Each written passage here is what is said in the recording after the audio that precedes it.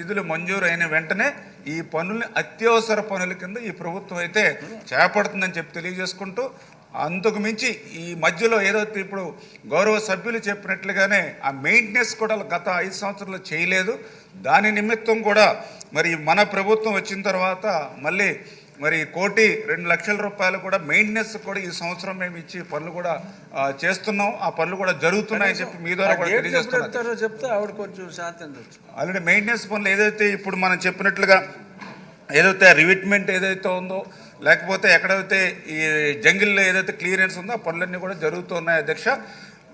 అంటే పర్టికులర్గా ఇక్కడ ఆలోచించవలసింది ఏంటంటే, ఏదైతే ఈ గోరకల్ రిజర్వాయర్ ఏదైతే ఉందో ఇది ఏదైతే అటు ఎస్ఆర్బిఎస్సి కానీ అదేవిధంగా ఏదైతే జిఎన్ఎస్ఎస్ కానీ ఇది ఫస్ట్ రిజర్వాయర్ అధ్యక్ష. ఇది అంటే ఈ గోరకల్లు రిజర్వాయర్ నిండితేనే అటు అవుకు కానీ గండికోట కానీ అదేవిధంగా చిత్రావతి కానీ పైడిపాలెం కానీ యావత్తు నాకు తెలుసుండి ఆ యొక్క రాయలసీమలో చాలా మెయిన్ ఏరియా అంతా కూడా కవర్ అవుతుంది అధ్యక్ష.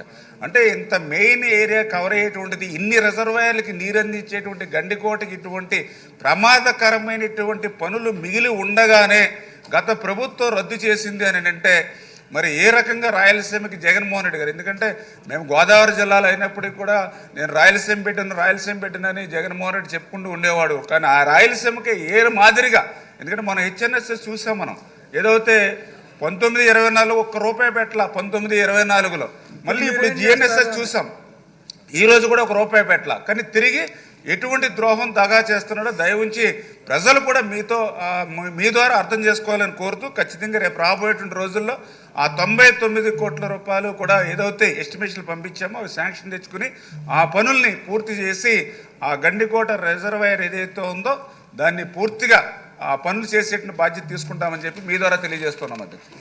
మీ ఆవేదనకి ఆయన ఆవేదన తోడైంది తప్ప తావరాకు మీద నీటి పొట్టుల సమాధానం రాలేదు.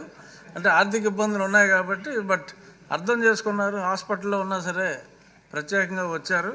వీలైనంత తొందరగా పూర్తి చేయండి. క్వశ్చన్ నెంబర్ 520 నారా లోకేష్ గారు. డిప్యూటీ స్పీకర్ సార్, కొంచెం మంత్రి గారిని రెస్ట్ తీసుకోమని మీరు చెప్పాలి. అవును, ఎందుకంటే నిన్న కూడా జ్వరంతో వచ్చారు, కౌన్సిల్ కూడా జ్వరంతో వచ్చారు. చెప్పా రెస్ట్ తీసుకోండి, 2 రోజులు కోలుకోవాలి, మీరు సరే పడుకోవట్లేదని చెప్తాను, వినట్లేదు. మీరన్నా చెప్తే వింటారు మరి, మీరన్నా రూలింగ్ ఇస్తే కానీ వింటారు అధ్యక్ష. ఎందుకంటే పాప చాలా ఇబ్బంది పడుతున్నారు. అది very serious subject. Is not keeping well. అయినా కూడా ప్రశ్న సమాధానం చెప్పడానికి వచ్చారు అన్నా.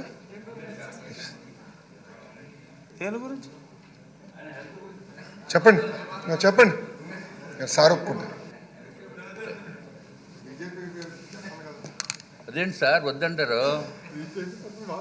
అత్యంత క్లిష్టమైన శాఖ మన గౌరవనీయులైన నిమ్మల రామానాయుడు గారు చేస్తున్నారు అధ్యక్ష.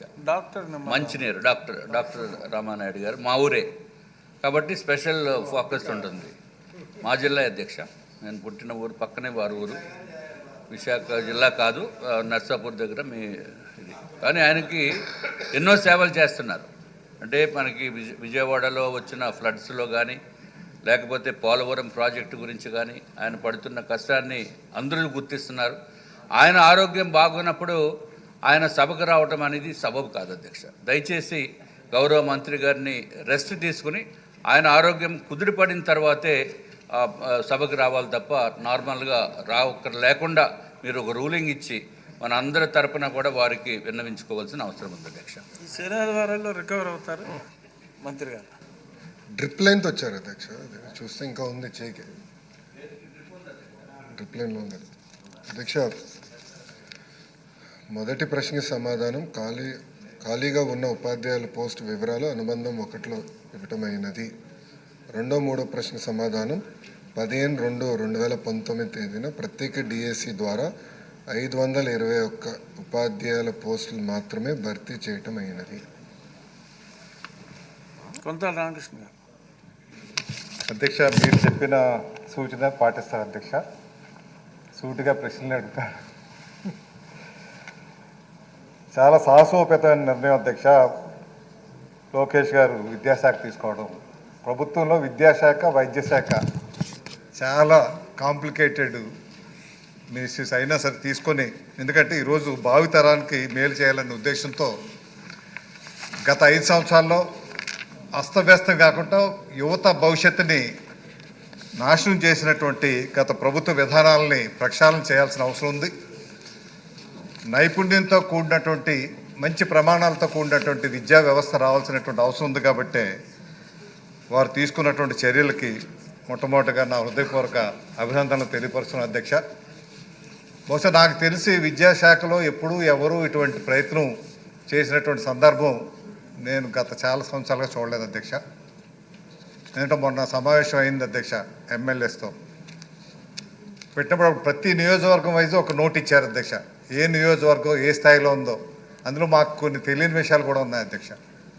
అంటే అంత ఎక్సర్సైజ్ చేస్తున్నటువంటి వారికి నా హృదయపూర్వక అభినందనలు. తప్పనిసరిగా మన నెక్స్ట్ భవిష్యత్తులో ఏదైతే మన గౌరవ ముఖ్యమంత్రి గారు ప్రపంచ పటంలోనే ఈ తెలుగు జాతిని నిలబెట్టాలి, తెలుగు యువత నిలబెట్టాలి అని ఆశపడి కోరుకుంటున్నారో ఆ కోరిక నెరవేరేది ఈ విద్యా వ్యవస్థ ద్వారా అధ్యక్ష. మొన్న మధ్య ఒక రిపోర్ట్ చూశాను అధ్యక్ష, అమెరికాలో ఎందుకు భారతీయులకు ఎక్కువ ఆదాయం వస్తుంది వారికి $60,000 అయితే మనకి $1,20,000 వస్తుంది సగటున ఆదాయం అక్కడ అమెరికాలో. వాళ్ళు సర్వే చేసుకుంటే మంచి నైపుణ్యంతో వచ్చినటువంటి విద్యార్థులు ఆ రాష్ట్రం నుంచి వస్తున్నారు కాబట్టి అక్కడి నుంచి అటువంటి వస్తున్నాయని చెప్పారు అధ్యక్ష. వారిని కోరేది మొన్నే పండగ అని చెప్పి తల్లిదండ్రులు పిల్లలతో స్కూల్ టీచర్స్తో సుమారు 17,000 స్కూల్ పెట్టి బహుశా చరిత్రలో ఎప్పుడు ఇటువంటి కార్యక్రమం ప్రభుత్వ స్కూల్లో జరిగినటువంటి కార్యక్రమం దేశంలో ఎక్కడ కూడా జరగలేదు అధ్యక్ష. మనకి గ్రామీణ వ్యవస్థలో ఎటా అయితే మన పంచాయతీల సమావేశాలు పెట్టి చేశారో స్కూల్స్లో కూడా ఇటువంటి పెట్టి ఇప్పుడు తల్లిదండ్రులకి కాన్ఫిడెన్స్ పెరిగింది అధ్యక్ష. పర్లేదు ప్రభుత్వ స్కూల్స్ కూడా శ్రద్ధ తీసుకొని చేస్తున్నది ఈ ప్రభుత్వం అని చెప్పి. మనకి ఉదాహరణకి మనకి సుమారు 42,000 పైచిలుక స్కూళ్ళు ఉంటే 40 లక్షల మంది సుమారుగా పిల్లలుంటే ప్రైవేట్ సంస్థలో 13,000 స్కూళ్ళు ఉంటే వాళ్ళకి 45 లక్షల మంది పిల్లలు ఉన్నారు అధ్యక్ష అక్కడ. అంటే ఈ తేడా అంతా కూడా గత 5 సంవత్సరాల్లో జీవో నెంబర్ 117 తీసుకురావటం వల్ల సుమారు 12 లక్షల మంది విద్యార్థులు మన పిల్లలు స్కూల్లో చదువుకున్న పిల్లలు ప్రైవేట్ పాఠశాలకు తరలి వెళ్ళిపోయినటువంటి పరిస్థితి. మనం ఎంత తల్లి వందనం 15,000 రూపాయలు ఇస్తున్నప్పటికీ ప్రైవేట్ విద్యా సంస్థల్లో సంవత్సరానికి కనీసం 30,000 నుంచి 50,000 రూపాయలకు వచ్చే పరిస్థితి ఉంటుంది అధ్యక్ష. మనం విద్యారంగాన్ని ప్రక్షాళన చేయాలనే ఉద్దేశంతో వారు తీసుకున్న చర్యల్లో ముందు స్కూల్ టీచర్స్ని డిఎస్సి ద్వారా 16,000 మందిని రిక్రూట్ చేసే నిర్ణయం ఏదైతే ఉందో అది సమాజం అంతా కూడా స్వాగతించేటువంటి ఒక్క గొప్ప నిర్ణయం అధ్యక్ష. ఇప్పుడు కూడా ఇంత ఎక్కువ మంది డిఎస్సిలో రిక్రూట్మెంట్ ఎప్పుడు జరిగినటువంటి సందర్భం లేదు అధ్యక్ష. ఒకేసారి ఆర్థిక ఇబ్బందులు ఉన్నప్పటికీ ఈ రకంగా తీసుకోవడం చాలా గొప్ప విషయం అనేసి తెలియపరుస్తూ జీవో నెంబరు 17 జీవో నెంబరు 84-85 ఇప్పుడు రద్దు చేసే కార్యక్రమం ఉంది ప్రభుత్వానికి తెలియపరచాల్సిందిగా.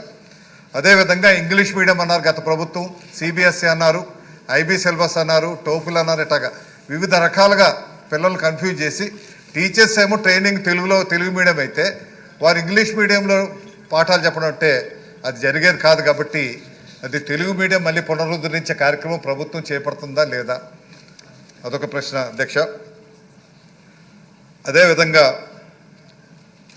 ప్రైవేట్ స్కూల్స్కి ధీటుగా ప్రభుత్వ స్కూల్స్ కావాల్సినటువంటి ఇన్ఫ్రాస్ట్రక్చర్ మౌలిక సదుపాయాలు కానీ ప్లే గ్రౌండ్స్ కానీ లేదంటే వారు ప్రక్షాళన చేసి విద్యా విధానాన్ని కరికులంని అంతా కూడా మారుస్తాం వచ్చే విద్యా సంవత్సరం నుంచి అనేసి వారు చెప్పిన విన్నాం అధ్యక్ష.